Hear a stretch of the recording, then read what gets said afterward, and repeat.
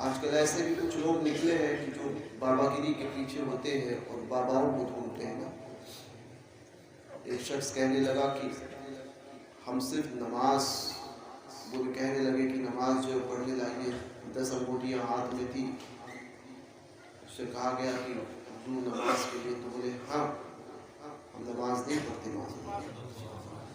کہنے لگے کیوں؟ کہ بولے ہم تو دل کی نماز پڑھتے ہیں، دائم وضو قائم نماز، یہ نماز پڑھتے ہیں۔ بولے حضرت اتنے پہنچے ہوئے ہیں کہ صرف دل کی نماز ہی پڑھتے ہیں۔ بولے کیا کرتے ہیں؟ تو بولے یہاں بیٹھے بیٹھے مکے شریف میں کتے کو دیکھتے ہیں۔ ایک مرتبہ بیٹھے تھے اور آنکھیں بند کر کے بابا اور کہنے لگے چھو چھو چھو۔ پوچھا گیا کہ بابا کیا کر رہے ہیں؟ بولے وہ حرم شریف میں جو ہے کتا داخل ہو رہا تھا، اس کو بھگا رہا تھا، اور اس جاہل کو پتہ ہی نہیں، جو گیا نہیں، وہاں کتے ہیں ہی نہیں۔ اور یہاں پر ہوتے ہیں کچھ پاگل لوگ، کہتے ہیں بڑا پہنچا ہوا، بڑا پہنچا ہوا، نماز کا وقت آیا تو کہتے ہیں نا ہم تو دل کی نماز پڑھتے ہیں۔ ٹھیک ہے، تو اس کی تو ایک شخص ایسا ہی گیا، کوئی بھولا تھا آپ جیسا، پہنچا تو بڑا متاثر ہوا کہ یہاں کتنا پہنچا ہوا ہے، یہاں دیکھ کر جو بیٹھے بیٹھے مکے شریف کو دیکھتا ہے، تو وہی ہاتھ دے کر مرید ہو گیا۔ مرید ہونے کے بعد میں بڑا پیچھا ہو گیا، اس کے پیچھے معاملات تھے۔ کہا کہ حضور دعوت کو آئیے، بولے ٹھیک ہے۔ پیر صاحب نے دعوت قبول کی، دعوت قبول کیا، گئے گھر پر، بیوی سے کہا کہ اتنے پہنچے ہوئے ہیں۔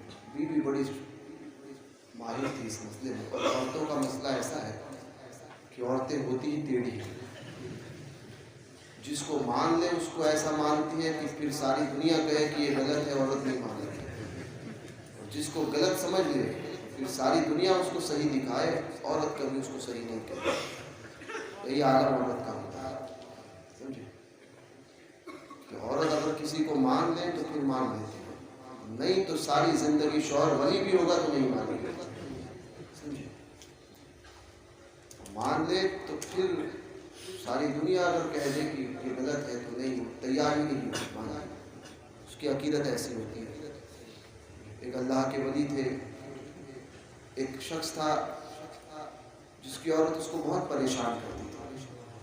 ایک مرتبہ وہ کھانے کے لیے کوئی بھی کام کرتا تھا تو ہمیشہ اس کے اندر عیب نکالتے ہیں، فلاں شخص دیکھو کتنا اچھا ہے، اور ایک میرا شوہر کسی کام کا نہیں، کسی کام کا نہیں۔ بیچارہ شوہر تنگ آ گیا۔ ایک مرتبہ کھانے کے لیے بیٹھا تو پلاٹی مار کر بیٹھا، کہنے لگی کیا یہ الٹا بیٹھتے ہو، ٹھیک سے کھانے کا طریقہ بھی نہیں آتا۔ پھر وہ صحیح بیٹھا، دوسرے طریقے سے بیٹھا تو کہنے لگی کہ دیکھو سنت کی مخالفت کر رہا ہے، کہیں نہ کہیں سے جو ہے وہ اس کے اندر کوئی نہ کوئی عیب نکالتی۔ وہ تنگ آ گیا، گھر بار چھوڑ دیا اس نے اور جنگل میں چلا گیا۔ جنگل میں چلا گیا تو تسبیح پڑھنے لگا، آنکھیں بند کر کے۔ عرصہ گزرا عبادت و ریاضت میں، یہاں تک کہ اللہ تبارک و تعالیٰ نے اسے ولایت عطا کی، ولی بن گیا، اور ہوا میں اڑنے کی طاقت اسے ملی، ہوا میں اڑتا تھا وہ۔ اب جب اس کو ولایت ملی اور ہوا میں اڑنے لگا تو کہنے لگا، دل میں سوچا اب میری بیوی مجھے مان جائے گی۔ اڑتے اڑتے اڑتے اڑتے گھر کے باہر سے جو نکلے، ایک عرص بیوی جو ہے آنگن میں جھاڑو مار رہی تھی، دیکھا کوئی شخص ہوا میں پرواز کر رہا ہے، کہنے لگی واہ کیسا باکرامت اللہ کا ولی ہے، یہ دیکھو اس کو کہتے ہیں ولایت، کیسا ولی ہے کہ ہوا میں اڑتا ہے۔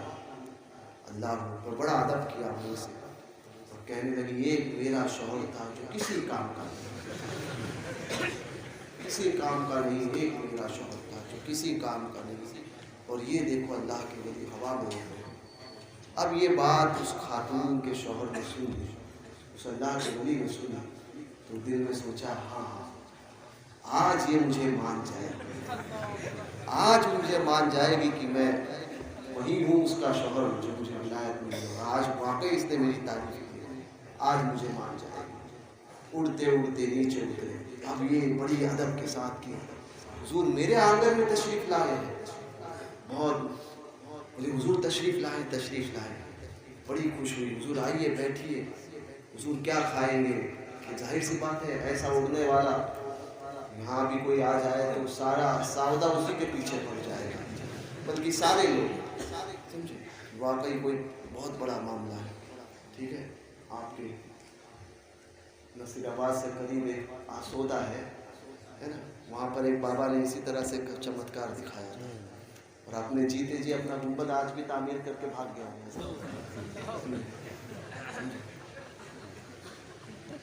تو یہ معاملات ہوئے تھے،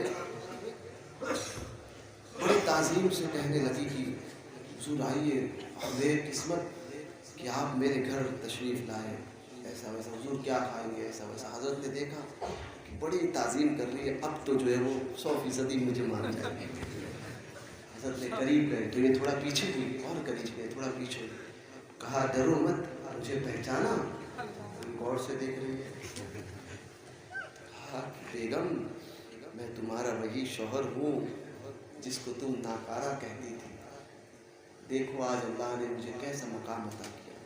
اب یہ غور سے اپنے شوہر کو دیکھ رہے ہیں، ظاہر سی بات ہے سارسا گزر گیا تھا، اب تو حالات کچھ اور تھے، دیکھی اور پہچان لی کہ واقعی اسی کا شوہر ہے۔ کہنے لگے اچھا تم ہو، اچھا تبھی تو سوچوں کہ ٹیڑھا کیوں اڑ رہے ہیں، ٹیڑھا کیوں اڑ رہے ہیں۔ میں سوچ رہی تھی کہ میرا شوہر ہے، اللہ کا ولی ہوتا تو سیدھا اڑتا، یہ تم تھے اس لیے ٹیڑھا اڑ رہے ہیں۔ یہ ہوتی ہے عورت، کسی کو مان لیا تو سب کچھ مان لیا، اور اگر عیب نکال دیا کسی نے تو پھر 100,000 خوبیاں اس کے اندر، وہ مانے گی نہیں، کہے گی کہ فلاں چیز اس کے اندر ہے، سمجھے؟ اس لیے اس پر زیادہ سختی نہیں کرے، جس حال میں ہے اس کو اسی حال میں چھوڑے، زیادہ سختی نہ کرے۔ تو وہ عالم تھا، وہ اس عورت کا معاملہ بھی یہی کی، کہنے لگی کہ یار یہ تو بابا سمجھ میں نہیں آ رہا، شوہر آ کے بولتا تھا کہ یہاں سے بیٹھے وہاں پر بھگا دیا، تو وہ عورت کے سمجھ میں نہیں آیا تھا، تو اس نے بھی معاملات چلے، کہا کہ حضرت کو دعوت دو، شوہر گیا دعوت دی، آئے حضرت بیٹھے، بیٹھنے کے بعد میں وہ کھانا سامنے رکھا ہوا، حضرت بیٹھے ہوئے تھے، اب اس نے پردے کی آڑ سے کھانا جو بھیجا، چاول سامنے رکھے ہوئے ہیں، اب حضرت بیٹھے، پیچھے سے شوہر سے کہہ رہی ہے حضرت سے شروع، حضرت چاول دیکھ رہے ہیں کہ خاموش بیٹھے غصے میں، حضور شروع کر دیجئے، پیچھے سے کہہ رہے ہیں حضور کھانا تناول کر دیجئے، تناول فرمائیے، حضرت دیکھ رہے ہیں اور غصے میں، خالی چاول تھے، اب حضرت کا جلال اور بڑھ رہا ہے،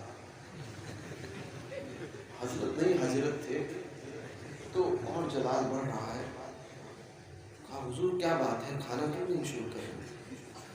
پلٹ کر حضرت نے کہا کم وقت کہ وہ کھانا چاول، سوکھا چاول اگر کچھ نہیں تھا چٹنی ہی دے دیتی، سوکھا چاول دیا ہے، شرم نہیں آتی؟ یہ کہنا تھا، پیچھے سے اس خاتون نے ایک بات لگائی،